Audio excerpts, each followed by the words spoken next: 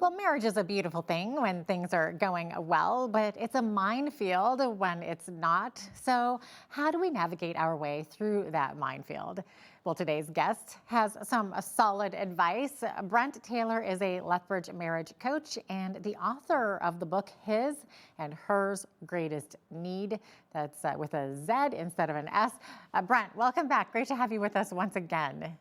Yeah, great to be back. Great to see you as well. Thank you. Perfect. Okay, so we've had you on before talking about the book, but for those of us who maybe forget, can you give us a brief overview of your book and also what services you offer to help couples improve their relationships? Right. Well, an overview would be through my pain comes my passion. Having to lose everything or lost everything, a 26-year marriage, my $100 million company. My daughter didn't speak to me for about 6 months. That was 26-year marriage. And then a 1-year marriage after I kind of thought I figured things out, but that fell apart and it was even more disastrous. So I lost everything twice. And I looked up and I said, why, God, why? And he started to show me his and hers greatest need. And what I've found, it's not commonly taught anywhere. I've asked well over 12,000 men and women the greatest need of man. Nobody's guessed it. And maybe 20 or 30 people have guessed the female's greatest need. So the woman's need is a little bit more commonly known, but the key is then what breaks it down. So the single biggest reason what breaks it down, and then how to build it up. So that's really kind of how I got started was doing that. And I got an awesome opportunity to meet Dr. Gary Chapman. I had sent him an email in 2016 when I was finishing my book, asked him if he'd read it, and he said no. But God had a different solution. He wanted me to meet him in person. And he woke me up from a nap to go where he was speaking, a sold out crowd of 1,800 people. And I didn't know he was there. So I was saying a little prayer with my mom and said, man, I hope I get to shake his hand and give him my book. And 10 minutes later, he walked right by me in the cafeteria. I shook his hand, gave him my book, and I had an endorsement by Dr. Gary Chapman. So for about the last 12 years, I've been sharing with over 12,000 men and women couples this book, and I'm finishing my second. So it's just been an amazing time. And they usually say where you've had your greatest pain is where you have your greatest passion. Oh, wow. And then you're also a marriage counselor. So, what kind of services do you offer to help couples improve their relationship? I know you also, besides the book, you also have classes, right? And videos, I believe. Yeah, so I've made a video for the book. It's 17 minutes. When I was doing a talk at the Sterndale Bennett last fall, I had a bunch of couples show up, and one of the couples that heard me on the radio, her husband said to his wife, "Can we watch this video?" And on the day she was ready to walk out on her 15-year marriage with kids, he asked if we could watch the video. He didn't know she was going to walk out. They watched the video. It stopped her from walking out. They said, we're going to watch it for the next 4 Sundays and we're going to read your book. And they're still together. So just the video alone and the book, but the video alone has an amazing, powerful way of look. So for a lot of men that don't like to read, the 17-minute video it's got diagrams. I draw circles. It all makes sense. Men's got to get it in the head before they get it in the heart. And women usually get it in the heart before they get it in the head. So uh, but yeah, so that I do those services. We do personal coaching, so private coaching. I'll do some small group coaching. I do groups or just with men and women. Even I'm coaching a couple of ladies in Sacramento and in New Jersey. Their husbands have walked out 26-year marriage. So whether it's on Zoom or in person, I have my home office here, and we have several sessions, whether it's 3, 5, or 8. Um, and the whole goal is that you shouldn't need to be going to see counseling for a year. So something unique that I do that most therapists or counselors don't do is I do a profile. And that profile involves 4 key areas. It involves the love languages, the personality, also the differences between men and women, the gender. It also gets into his and hers greatest need, and it gets into the design for marriage. So, and your values and beliefs. So do this profile and couples say, how do you know us completely? How do you know them? So before we get started, you get that profile. And then we have the sessions that go from there. So we cover my book. We cover, I'm faith-based. So if they're into that, knowing God's design for marriage, we get a little bit more into that. But whether they're not or they are, we can do those things as well. So And I've had many couples really turn their marriage around. So, So, Brent, that is all amazing. But in your research, what's the number one thing that tends to break marriages apart for women? well, and that's a really, really good question. I know we've covered this before, but safety and security. When a woman, so trust and security is massive for a woman. When they don't feel that they can trust you and that security is threatened, they struggle to be open and intimate with you. For men, that's different because their core need is not security and safety. The man's core need is significance. Every man wants to be his wife's hero. But when she, rather than believing in him, maybe belittles him and she doesn't realize that she's belittling him, she starts mothering him, then he feels not significant. He feels kind of small in her eyes, right? So for the woman, it's trust and security. That's huge. And if she can't trust you, the intimacy is huge. A lot of guys don't understand how massive that is for a woman. For sure, yes. And then for men, what's the top thing that breaks down a marriage? You were saying they need to feel that significance. Right, because a man was designed to be his wife's hero, right? Christ, the church, husband to wife. Jesus came to be our hero. So he wants to be your hero. The woman is always the beneficiary. A lot of ladies don't realize that she's always the beneficiary. But when he feels insignificant, so if she doesn't believe in him, so respect is important, admiration is important, but when she believes in him, she will respect, she will admire, and that's huge. And when he feels like number one to her, he wants to go to the moon for her and with her. She's always the beneficiary. Amazing. I think so many of us go into a marriage thinking that it's going to make us happy, and maybe that's not the right motivation. So, you write about the importance of having the right motivations in a marriage relationship. Yeah, no, it's so important. I know we've done this before, but if you cross your arms there, Jeanette, and tell me which arm is on top. It looks like your left one. Right. So if you cross your arms, so mine is my left. Well, I say reverse it. A lot of people struggle. Or you take your hands and you clasp your hands, which thumb is closer to you? And if you separate all your fingers, reverse all your fingers, and put the other thumb closer to you, it's not as comfortable. So most of what we do is habitual. We're creatures of habit. But we don't realize that most of the time our motive is on what you can do for me. We want our mate to appreciate or desire or want to connect or do things that we like instead of taking time to understand what it is that they like. And we can learn those. I can teach you what to do and how to do. I can teach you how to communicate, safe talk, appreciation. I give you the technical skills. I can teach you about your personalities and love languages, what to do. But if we don't have the why trumps the how and the what. If you don't, I coached hockey for 13 years. When those little kids came off the ice, I'd show my little coaching board.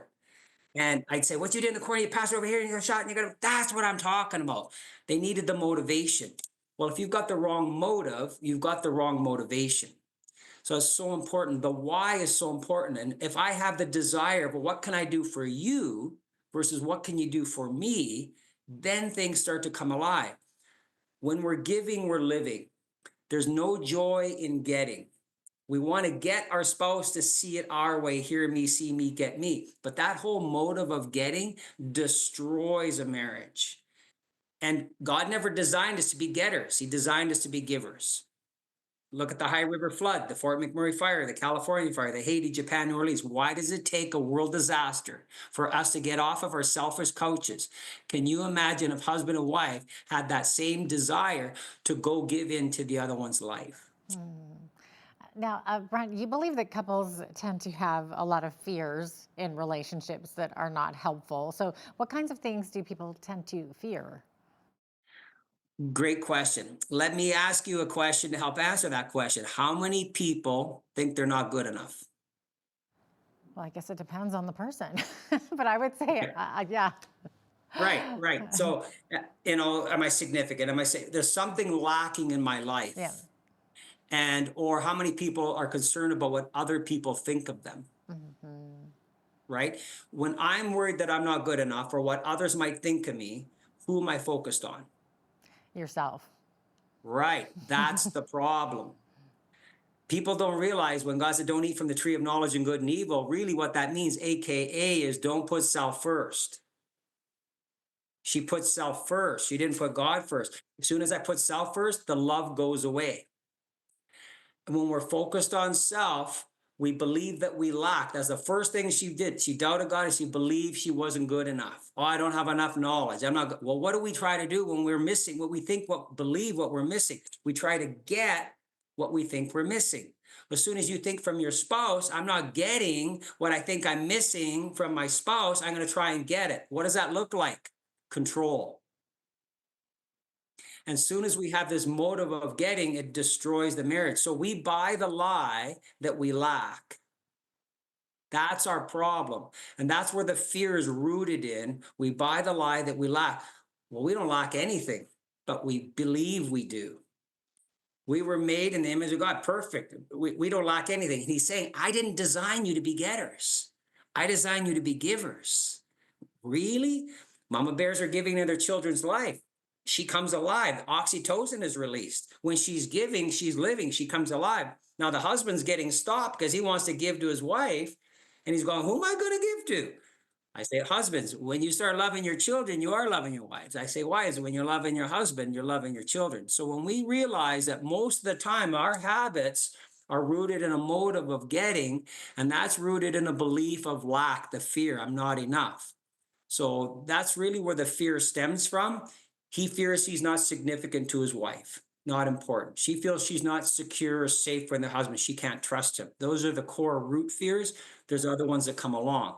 And it's all based on the belief that we lack, and it's habitual. So we need to retrain our brain. So what's the advice on overcoming that fear? Right. Well, this is where I'm going to get a little bit spiritual on you here. This is what happened to me. I had to be broken to be awoken. Here I was, I raised $20 million. I built the largest manufacturing plant in Canada, here at BCT Structures in Lethbridge. There's been a bigger building built since, but I wanted this amazing relationship that I thought I never had. I was so focused on me. I didn't realize I was focused on me. I didn't realize I was wanting to, my wife, to, from my perspective. I didn't realize, okay, what is from her perspective? And when things were breaking down, and so we're both got the fear going on. We're, I'm retreating, she's attacking, rejecting. We got the fear dance going on. We're walking on eggshells. Anyways, I left and I lost my $100 million company, and I didn't want to live anymore. And here I was at the darkest time of my life. And I don't know, my great grandmother gave me a little burgundy Bible, but I opened the book of John and I kept reading for 3 hours. And I couldn't. Jesus said, if you've seen me, you've seen the Father. I'm in he, and he is in me, and you're in me. And I closed the book and I said, this is the book of love. God is love. What I was searching for my whole life was this amazing love. But we need to receive. We can't give what we don't have. So I received this amazing love of how much God loves me. That started to change everything. Now I could start to give what I had received. But I was trying to get, but I didn't have anything. I didn't have the right motive and the right heart. So Jesus came to change my heart from getter to giver. So he gave me his love. I knew how much he loved me. Then I had to realize who I am, that I'm his, that I'm not lacking anything. He's made me new. He's made me, I don't lack nothing. Don't buy that lie. And he says, I made you to give. Now start giving to other people. That's my purpose. When that started to happen, everything started to change. So really it comes down to receiving that love that God gives us, and then realizing that we're his, we lack nothing. And this is the thing that's not really taught enough in the church or in our world, we don't lack anything. The enemy wants us to buy that lie like Eve. Oh, you don't have enough knowledge. You're not good enough. Oh no, what am I going to do? So when I started giving, I realized that's where the joy is. That's where the joy is never in the getting. Yeah. So, I mean, bringing it back to marriage, to what degree does a marriage succeed or fail based on the couple's faith? Because that's kind of what it looks like, is that like the more you receive or realize that, the more you're going to start pouring into your spouse. Does it really, is that really sort of the key to it necessarily? Yeah, I mean, if you want to really get down to the nitty gritty, when Jesus said to Nicodemus, "You cannot see the kingdom of God until you're born again," and Nicodemus says, "Well, do I re-enter into my mother's womb?"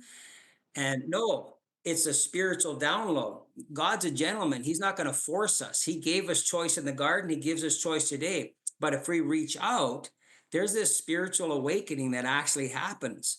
And I was flooded with golden light and floating in peace for 2 days. Now, I'm not saying marriages can't work without it. There's some that had maybe some awesome parents, good modeling, good examples, or they just realized through their own breakdowns and faults that they were very selfish, and they've kind of figured this out, and that the gift really is in the giving. So I'm not saying it can't work, but generally speaking, we need an awakening, and that awakening really comes from God. That's a download from God. So, Brent, how can viewers get in touch with you if they want to get some coaching? Well, they can go to two different websites. So my his and hers marriage.com, HIZANDHERZ. I say it from Z for Americans. Right. Marriage.com, as well I am whose I am.com. So this is my second book. I will not know who I am until I know whose I am. I was going in the wrong direction. So this is my his and hers, and my I am whose I am. And those are the ways they can get a hold of me. This is my 7 opposites. It's a little booklet, and it has probably the biggest misunderstanding about sex and unity, and that it's not taught anywhere. And when men and women realize this, it's huge. It's a huge awakening. So that's how they can get a hold of me, or my cell, 403-816-5049. Wow, there you go, giving out your cell on the air. That's amazing. You must really, really love and care about people, Brent. That's wonderful. And we're out of time here, but thanks so much for being with us today. We really appreciate that. Thank you so much, Jeanette.